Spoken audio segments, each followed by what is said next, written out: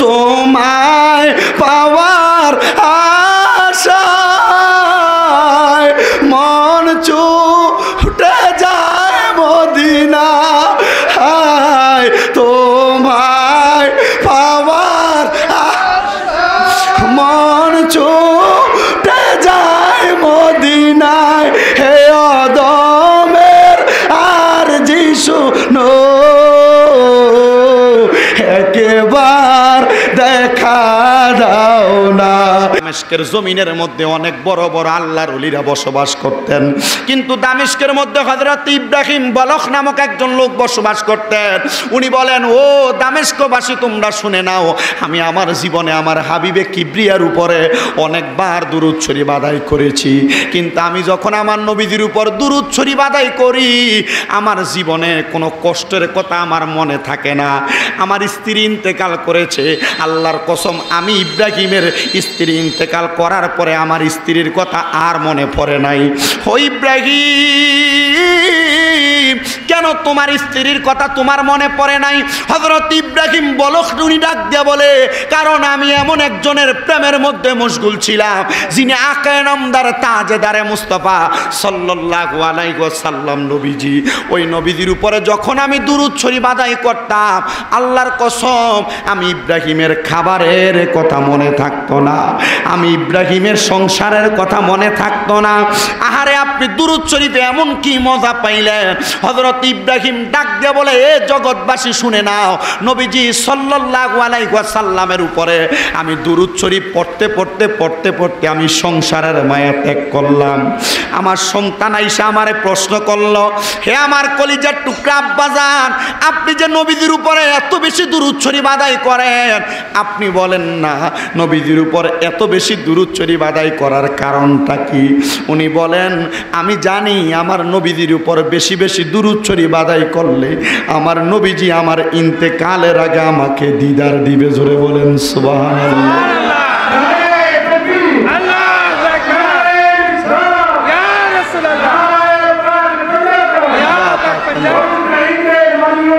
জিন্দাবাদ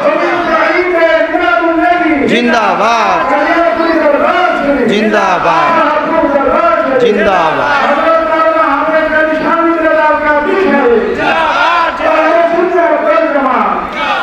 মনোযোগ দেন বাবারা। উনি বলেন, ওনার ছেলে প্রশ্ন করছেন, আব্বা আপনি এত দুরূদ পড়েন কেন? সুবহানাল্লাহ পড়েন না? ছেলে প্রশ্ন করছে, আপনি এত দুরূদ পড়েন কেন? এত তো পড়া লাগে না, আপনি এত কেন দুরূদ পড়েন? হযরত ইব্রাহিম ওনার সন্তানকে উত্তর দিলেন, বাবা আমি এত বেশি দুরূদ পড়ি, আমার মনে একটা আশা হলো আমার রসুল যেন এই দুরূদ শরীফ পড়ার কারণে একবার হলো দিদার দেয়। সুবহানাল্লাহ পড়েন। ওনার বয়স ভারী হয়ে গেছে, 70 বছর বয়স। 70 বয়সের মুরব্বী বয়স কেমন হবে? 70 বছর। এটাকে বেশি আর ভালো দেখা যায় না। মনে করেন একটা অটো রিক্সা কেনার পর এটা 2 বছর চালানোর পর এটার অবস্থা লক্ষ্য চক্কর ভাঙ্গার উঠে গেলে খালি ঠেক্কের আওয়াজ শোনা যায়, খটখটাখট, এমন না? তো মুরব্বী 70 বছর হয়ে গেলে এটারও কিন্তু একবারে বেশি বয়স হয়ে যায়, একবারে ধার প্রান্তে চলে যায় বয়সের। তো ওনার 70 বছর বয়স। উনি একদিন নবীজির উপরে যখন বেশি বেশি দুরূদ পড়ে রাত্রবেলা ঘুমাইছেন, ঘুমানোর পরে ওনার সন্তান বলে, আব্বা প্রত্যেক দিন আপনি দুরূদ শরীফ পড়েন, আজকে 70 বছর বয়স পর্যন্ত আজকে কেন আপনি দুরূদ শরীফ পড়েন না? ওই বাবা বলে, সন্তান একটানা 70 বছর দুরূদ পড়ছি, নবী দেখা দেয় নাই, তো এখন কেন দুরূদ পড়বো? এখন আর আমার পড়তেই ভালো লাগে না। আপনি এক লোকের মুনি দেন 5 বছর, এ আপনার কোনো বেতন দেয় নাই, আপনি মুনি দেওয়ার কারণ হলো কি? বা তার বাড়িতে কাজ করার কারণ সে আপনার একটা সময় কিছু না কিছু দিবে। কথা কয় না? একটা সময় কিছু না কিছু দিবে। তো ওই লোকের কাছে প্রশ্ন হইল যে আপনারে দুরূদ শরীফ আমি 70 বছর পড়তেছি, আমার নবী আমার দিদার দেয় না, তা আমি এখন পড়বো কেন? আমি এখন থেকে আর পড়তাম না। 70 বছর পরে বুঝছে যে যেহেতু 70 বছর দেখা দিছে না, আর দিত না, এখন আর আমি পড়বো না। উনি এই কথা বলে ঘুমায় গেছেন। ঘুম থেকে সজাগ, হঠাৎ করে রাত্রবেলা অর্ধেক রাত লাফ দিয়ে উঠছেন, ইয়া রাসূলুল্লাহ বলে। ওনার ছেলে প্রশ্ন করে, আব্বা এখন যে আপনি ঘুম থেকে লাফ দিয়ে উঠে গেলেন কারণটা জানতে চাই। উনি বলেন, বাবা কোনো কথা বলতে চাই না, চলো আমার সঙ্গে রওনা করো। আব্বা কোথায় যাবেন? এত রাত্রবেলা, রাত্র এত 12টা বাজতেছে বা অথবা এত অর্ধেক রাত, এখন তো যাওয়া সম্ভব না। বলে তুমি যাবে কিনা? বলে না আব্বা আপনি কোথায় যাবেন আমাকে আগে বলেন। আমার মাও নাই, আপনি আব্বাকে দেখে দেখে আমি সন্তান আমার জীবনের কষ্টের জ্বালাগুলো আমি সহ্য করেছি। ওই ছেলে বলেন আব্বা আপনি কোথায় যাবেন? উনি বলেন আমি যে আজকে দুরূদ শরীফ পড়ি নাই, সোনারের সন্তান 70 বছর টানা পড়ার পরে আজকে যখন আমি ঘুমাইলাম দুরূদ না পড়ে, আমাকে ঘুমের ঘরে আমার মুহাম্মদ মুস্তাফা সাল্লাল্লাহু আলাইহি ওয়াসাল্লাম আমার নবীজি আমারে ঘুমের ঘরে স্বপ্নে আইসা ডাক দিয়া কয়, কিরে ইব্রাহিম, এই 70 বছর একটানা আমি নবীর প্রতি দুরূদ শরীফ আদায় করেছো, আজকে দি আমি নবীর প্রতি দুরূদ শরীফ আদায় করো না। ইব্রাহিম ডাক দিয়া কয়, আমি আমার নবীকে বললাম ইয়া রাসূলুল্লাহ 70 বছর আপনাকে ডাকলাম আপনি দেখা দেন নাই, আর আজকে ডাকি নাই আপনি দেখা দিলেন। 70 বছর ডাকলাম দেখা দেন নাই, আজকে ডাকি নাই দেখা দিলেন। নবী গো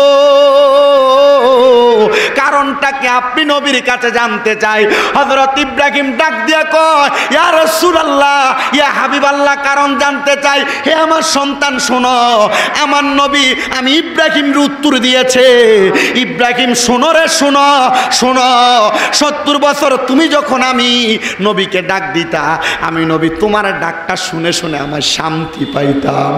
আমি নবী চিন্তা করেছি তোমার যদি আমি দেখা দেই তুমি হয়তো আমাকে আর স্মরণ করবা না, হয়তো আমার আর ডাকবা না, কিন্তু তুমি যে রাগান্বিত হইয়া তুমি যে আমার ডাকা বন্ধ করে দিবা, আমি নবী তোমাকে এই জন্য দেখা দেওয়ার জন্য আসছি।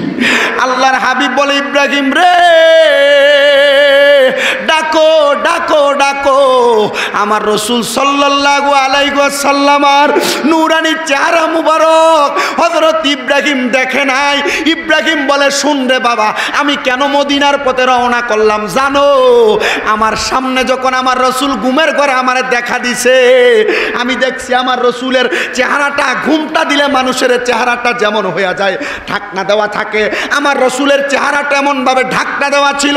আমার রাসূল সাল্লাল্লাহু আলাইহি সাল্লাম আর নূরানি চেহারা মুবারক আমার দেখা দেয় নাই। আমি বললাম, ইয়া রাসূলুল্লাহ কেন আপনার চেহারা মুবারক আপনি দেখা দেন না? আমার রাসূল বলেছে, ইব্রাহিম শোনো, তুমি তো দামেস্কে বসে ডাক দিয়েছো, মদিনাতে আসো, মদিনাতে আসলে আমার নূরানি চেহারা মুবারক তুমি দেখবা। আরো জোরে বলেন না সুবহানাল্লাহ। এ বন্ধুরে, হযরত ইব্রাহিম বলে, বাবা এবার তুমি যাবে কিনা? ছেলেকে, আব্বা নবী দেখার জন্য যান, আর আমি যাব না, এটা হতে পারে না, আমি আপনার সঙ্গে রওনা করলাম। জোরে বলেন সুবহানাল্লাহ। হযরত ইব্রাহিম রওনা করলেন। হযরত ইব্রাহিম রওনা করার সঙ্গে সঙ্গে ওনার সঙ্গে ওনার ছেলেও রওনা করলেন। অনেক দূর পর্যন্ত গেছে, অনেক দূর যাওয়ার পরে মনে করেন দামেস্ক এবং মদিনার মধ্যবর্তী জায়গা, কুমিল্লা সদর এবং কুমিল্লা গুমতি রেলের মাঝখানে হলো কালিয়াজুরি এলাকা। তো দামেস্ক এবং মদিনার মধ্যবর্তী জায়গায় গেছে। যাওয়ার পরে হযরত ইব্রাহিম বড় অসুস্থ। কি হয়েছে? অসুস্থ, আর চলতে পারতেছে না। ইব্রাহিম একটা তাবু বানাইয়া ওই ঘরের ভিতরে আরাম করতেছে, আর ছেলে 1 দিন 2 দিন 3 দিন করে করে অপেক্ষা করতে লাগলেন। আরে আজকে 3 দিন হয়ে গেল আমার আব্বাজান এখানে অসুস্থ অবস্থায় পড়ে রয়েছে। কয়দিন? 3 দিন। হযরত ইব্রাহিম চিন্তা করতে লাগলেন, আহা আমার আব্বা যে অসুস্থ, আজকে 3 দিন পরে রইলেন, এখন আমার আব্বা অসুস্থ অবস্থায় শুয়া শুয়া নবীজির উপর দুরূদ শরীফ পড়তেছে। আপনারা এত আস্তে সুবহানাল্লাহ কইলেন? মাইকটা রাখেন, মাইকটা। হযরত ইব্রাহিমের ছেলে উনি পিছনে বাহিরে বইরা, আব্বা অসুস্থ তো, ঘুম আসতেছে না।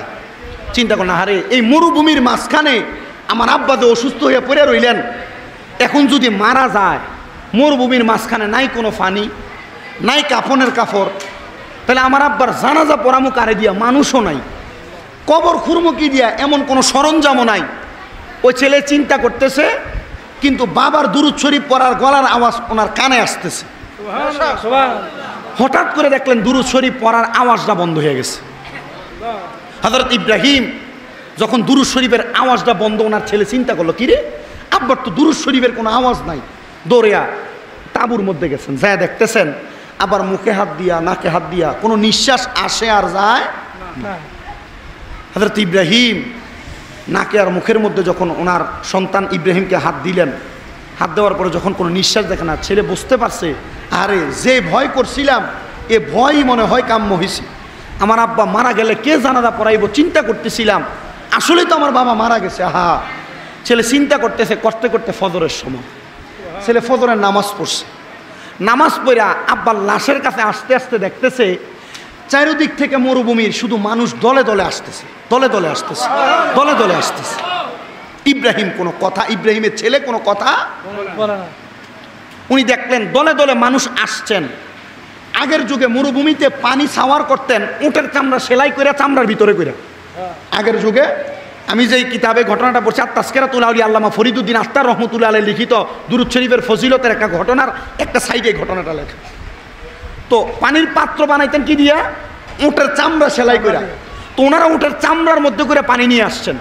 ওই পানি আইনা ওই লাশ হযরত ইব্রাহিমকে ধোয়াইছে, কাপনের কাপড় আইনা কাফন দিছে, কাফন দিয়া তারাই কবর খুঁড়ছেন, তারাই জানাজা পড়ছেন, সন্তানরে দাঁড় করায়া জানাজা পড়া তারাই দাফন করছে। সবাই চলে যায় ফুতে ব্যাককলের মতো। আমি সাইর আরে কি অবস্থা, এ মানুষের তো আমি খবরও দেই নাই। তো পেছন থেকে একজনের ডাক দিছে, এই ভাই সাহেব একটু শোনেন। জি, আপনাকে কি আমি আমার বাবার জানাজা পড়তে দাওয়াত দিছি?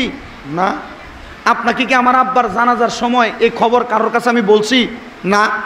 আসলেন কিভাবে? খবর পাইলেন কই? খবরটা পাইলেন কই? বলে খবর আমি কই পাইছি? আমারে প্রশ্ন করলা, এত হাজার মানুষ আসলো কাউরে প্রশ্ন করলা না? বলে হ্যাঁ। জিনাকে প্রশ্ন করলেন, উনি বললেন শোনো,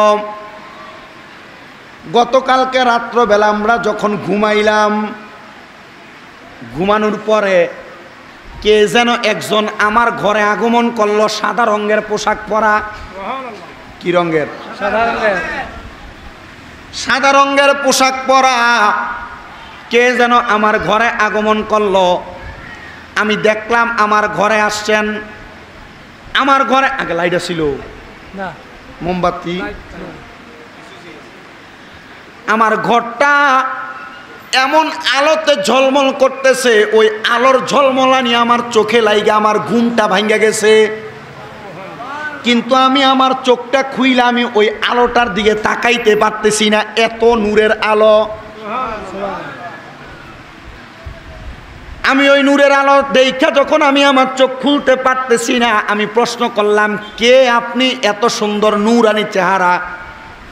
উনি বললেন আমি হইলাম আখিরি জামানার পয়গাম্বর নবী মুহাম্মদ মুস্তাফা আহমদ মুস্তাফা সাল্লাল্লাহু আলাইহি ওয়াসাল্লাম। নবীজি, নবী গো, আমি তো আপনারা দেখার জন্য কত ডাকি, আপনি আমারে দেখা দেন না। ইয়া রাসূলুল্লাহ, ইয়া হাবিবাল্লাহ, নবী গো আপনি নবী আমার ঘরে, কারণ কি? আমি গরিবের ঘরে, আমি গোলামের ঘরে, আপনি নবী কেন আগমন করলেন? ও আমার কালিয়াদুরি হযরতে আইনুদ্দিন শাহ, হযরতে গোলাপ শাহ, হযরতে বাবরু শাহ রহমতুল্লাহ আলাইহি সহ এই জায়গায় যারা যারা বসলেন, আল্লাহর ওলিরা, আশেকেরা, পাগলেরা, নবী দেখার জন্য কত কান্দেন, নবীরে তো দেখেন না। নবী পাওয়ার জন্য কত কান্দেন, নবীরে তো পাইতেছেন না।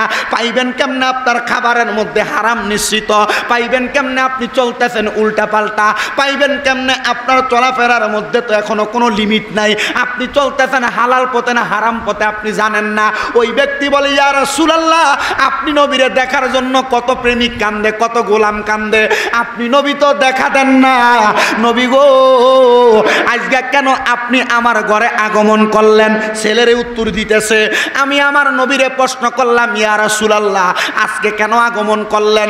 আমার নবী আমারে উত্তর দিছে, শোনো রে পাগল শোনো, আমার একজন আশেকে রাসূল। কি রাসূল? আশেকে রাসূল। আমার একজন আশেকে রাসূল তোমার এলাকার পূর্ব এলাকার মধ্যে মরুভূমির মাঝখানে মইরা পইরা আছে। জানাজা দেওয়ার মতো কোনো মানুষ নাই, কাফন দেওয়ার মতো কোনো মানুষ নাই, দাফন দেওয়ার মতো কোনো মানুষ নাই। ফারওয়ানি এমন একজন আশেকের জানাজায় শরীক হইতা। ইয়া রাসূলুল্লাহ আপনি বলছেন আর আমি শরীক হইব না, এটা তো হইতে পারে না। আমার নবী বলতে দেরি, ওই আশেকার রাত্রবেলা ঘুমায় না, ফজরের অপেক্ষা করে, ফজর হইলেই চলে যাইব জানাজা পড়বার লাইগা, ফজরের নামাজ পড়ার জন্য মসজিদে আগমন করছে।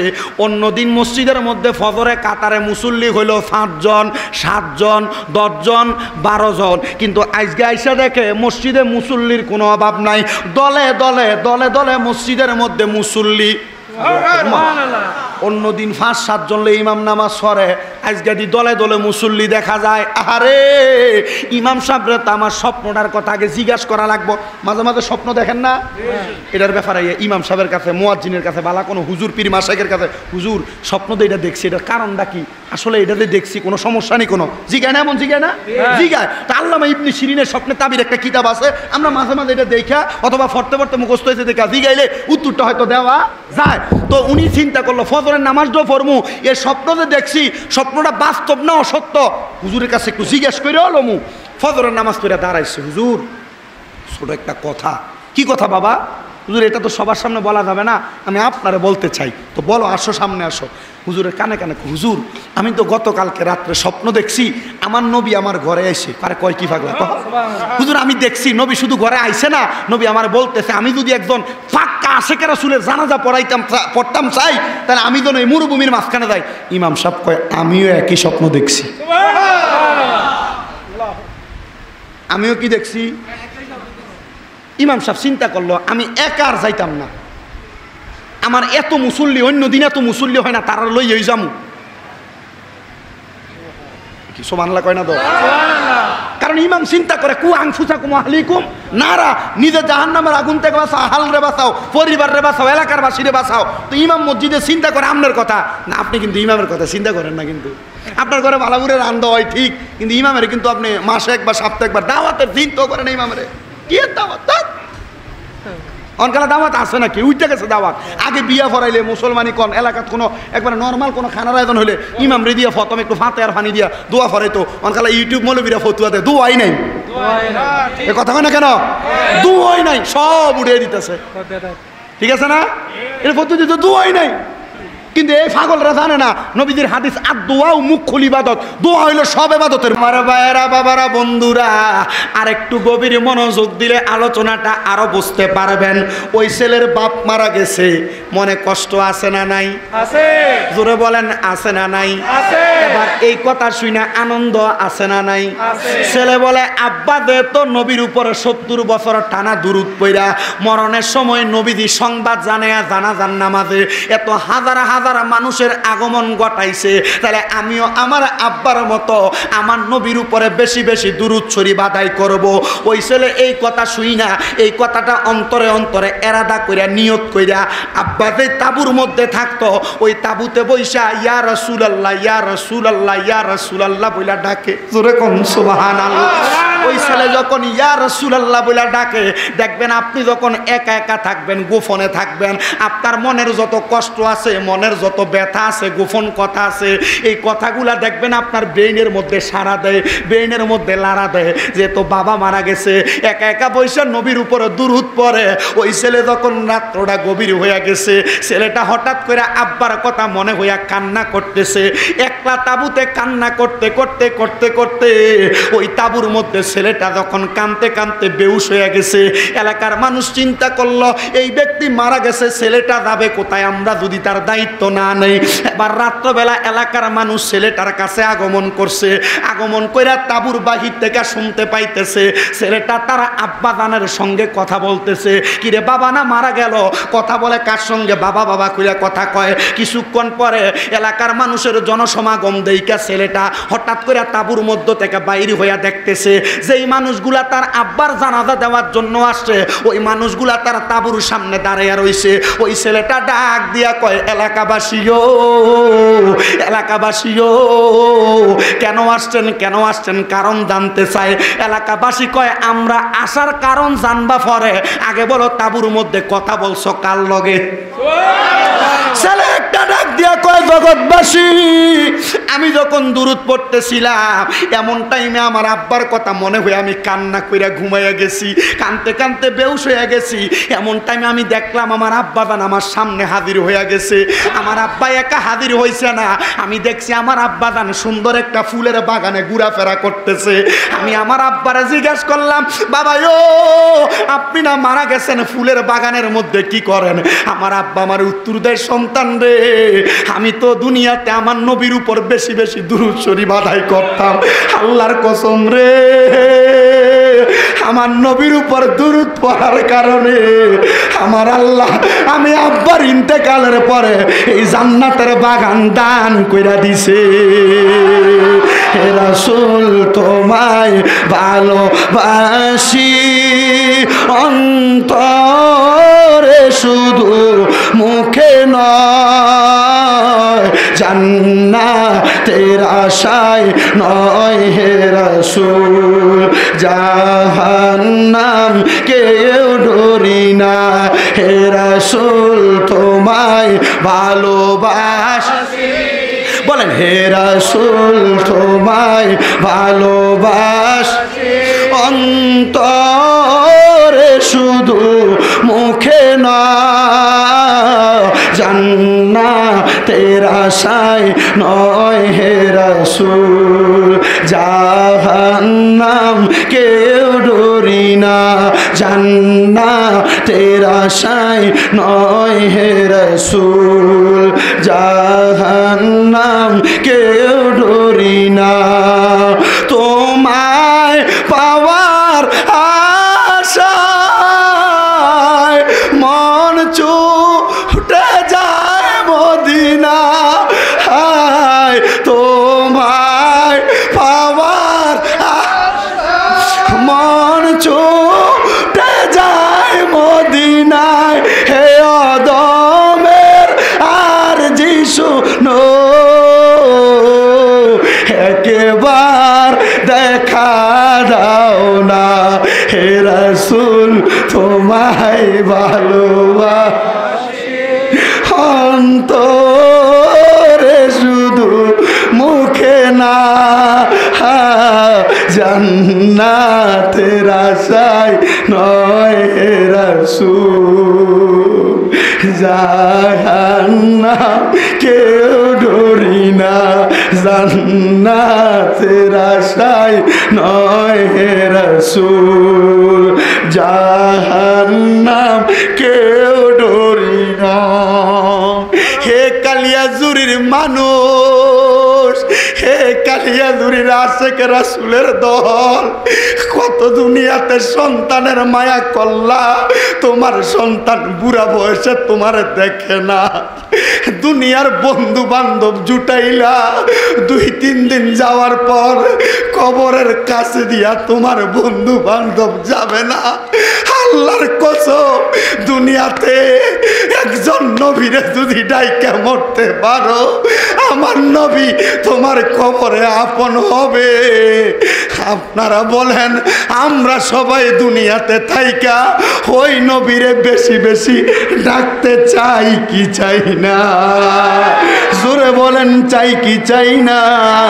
আল্লাহ যেন মরণের আগে বারবার ওই নবীরে দেখার তৌফিক দান করে, জোরে পড়েন আমিন। আল্লাহুম্মা সাল্লি আল্লাহর রাসূল আপনার নাহি তুলনা, আপনার নূরের পরশ লেগে ইয়াসরিব হইল মদিনা। আল্লাহুম্মা